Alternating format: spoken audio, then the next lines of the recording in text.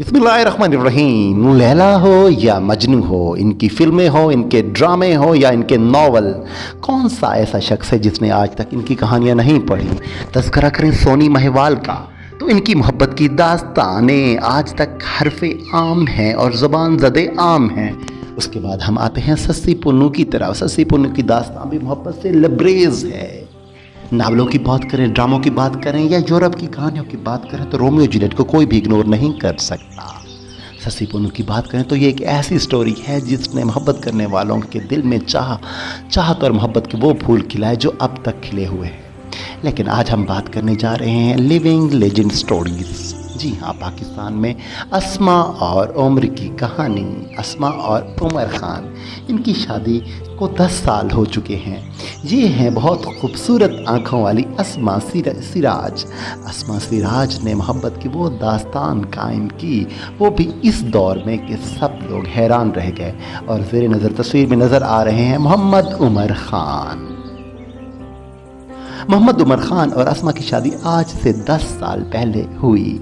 दोनों हंसी खुशी ज़िंदगी गुजार रहे थे। शादी के 1 साल बाद ही उमर को गुर्दों में तकलीफ़ शुरू हो गई। इलाज चलता रहा और यहाँ तक कि उमर डायलिसिस पर आ गए। अभी जनवरी में उमर को कोविड हो गया। कोविड की वजह से उमर के गुर्दे मज़ीद मुतासिर हो गए और डायलिसिस का प्रोसेस शुरू हो गया। उमर और अस्मा के 2 बच्चे हैं। उमर और अस्मा बहुत ही खूबसूरत ज़िंदगी गुजार रहे हैं। अस्मा और उमर एक दूसरे पर जान देते हैं और मोहब्बत करते हैं। ये वो लव बर्ड हैं जिन्होंने पूरे पाकिस्तान को बल्कि पूरी दुनिया को हैरान कर दिया। अस्मा को जब इस तकलीफ़ का अंदाज़ा हुआ तो अस्मा ने दिन रात दुआएं मांगी उमर की सेहतयाबी के लिए, मगर उमर की तकलीफ़ थी कि बढ़ती जा रही थी। फिर अस्मा उमर को लेकर डॉक्टर के पास गई, जो कि कराची में इंस्टीट्यूट ऑफ यूरोलॉजी है, वहाँ पर उनको लेके गई। वहाँ अस्मा की मुलाकात डॉक्टर तारिक से हुई। मुख्तलिफ टेस्ट करने के बाद डॉक्टर तारिक इस नतीजे पर पहुँचे कि उनका डायलिसिस का प्रोसेस तो चल रहा है लेकिन ये देर पा नहीं है। डॉक्टर तारिक ने मशवरा दिया कि इनका ट्रांसप्लांटेशन कराया जाए। आप किसी गुर्दे का इंतज़ाम करें, अपने किसी दोस्त, अपने कोलीग या अपने रिश्तेदारों से कहें। ये सुनकर अस्मा बहुत ही परेशान हुई और उमर मायूस हो गए। लेकिन जिसकी अस्मा जैसी बीवी हो वो परेशान क्यों कर होगा। अस्मा ने ख़ुद को बतौर डोनर पेश कर दिया कि मैं उमर ख़ान को गुर्दा दूंगी। टेस्टों का अमल शुरू हो गया और अस्मा की दुआएं शुरू हो गई। अस्मा ने दुआ मांगी कि अल्लाह करे उमर का जिस्म उसका गुर्दा कबूल कर ले। और फिर यूँ हुआ कि अस्मा की दुआएं सुनी गई और डॉक्टरों ने कहा कि अस्मा, आपका गुर्दा उमर के जिस्म ने कबूल कर लिया है। अस्मा की खुशी की इंतहा ना रही। उमर कहते हैं अस्मा एक सुपर लेडी है और वो उनसे बहुत प्यार करते हैं। वो कहते हैं कि मुझे अस्मा पर फ़ख्र है। इनकी खुश अखलाकी, मुस्कुराहट और बेहतरीन रवैये ने उमर की तकलीफ़ को कम कर दिया। जबकि अस्मा कहती है कि उमर ख़ान एक बेहतरीन इंसान है और बतौर बीवी उनका हक़ बनता है कि वो शौहर के हर मुश्किल वक्त में उनके साथ खड़ी हो। इस तरह अस्मा ने अपना गुर्दा उमर को डोनेट कर दिया।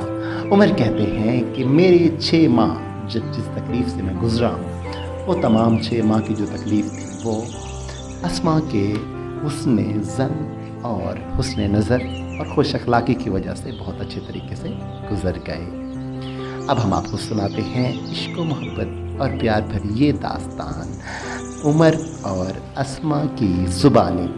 जी दोस्तों, कि किडनी भी मेरे पास एक आ चुकी है, तो इनके जरासीम भी मेरे अंदर आ चुके हैं और वो अच्छे जरासीम हैं जो कि मुझको भी एक पॉजिटिव थिंकर बना रहे हैं और इनकी तरह बना रहे हैं।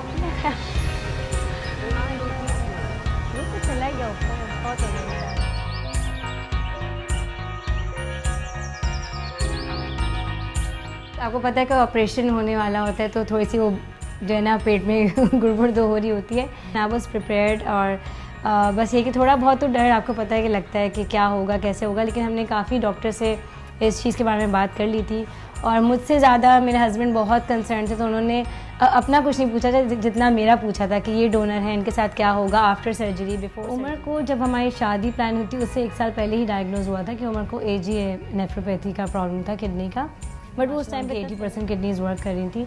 फिर क्या हुआ कि अभी दिस ईयर 2022 में उनको जनवरी में कोरोना हुआ, तो कोविड के बाद हमें लगा कि सब चीज़ें नॉर्मल हो जाएंगी, बट कोविड के बाद उनकी तबीयत काफ़ी बिगड़ गई। तो फिर जब हमने टेस्ट कराया तो हमें पता चला कि उमर की किडनीज़ काफ़ी हद तक डैमेज हो चुकी हैं। डॉक्टर्स परेशान हो गए देखकर, तो उन्होंने ये बोला कि इनको फ़ौरन डायलिसिस पे जाना चाहिए और हमने ट्रांसप्लांट का डिसीजन लिया था। तो बस मेरा दिल ये था कि इंशाल्लाह ताला किसी भी तरीके से मेरी किडनी मैच हो जाए और मैं डोनर बन जाऊँ। बहुत ज़्यादा डिप्रेशन, टेंशन कि ऑपरेशन के बाद क्या होगा, आफ्टर इफ़ेक्ट्स क्या होंगे। डेफिनेटली मेरी वाइफ मुझे किडनी दे रही थी, अपने से ज़्यादा उनकी परवाह थी, बिकॉज ऑब्वियसली बचपन का प्यार है, सारी चीज़ें हैं, तो बच्चों का भी ख्याल आ रहा था बार बार दिमाग के अंदर।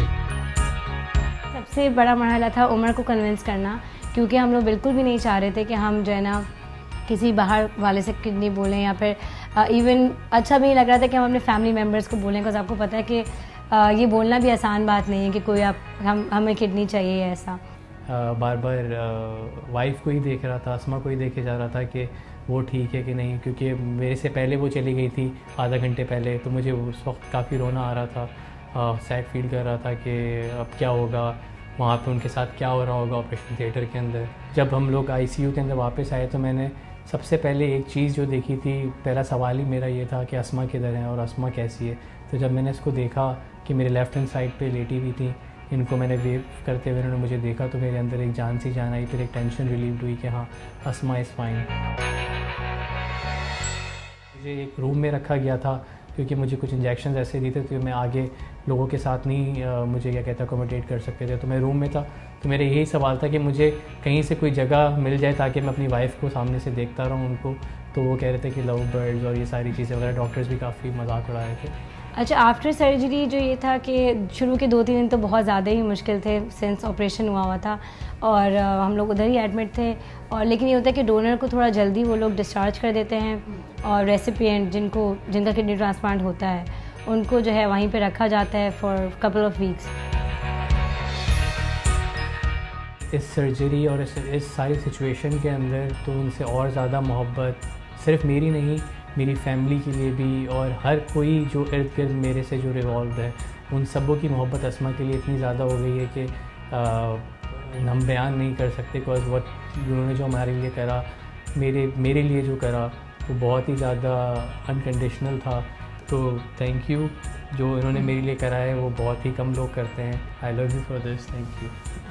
Thank you.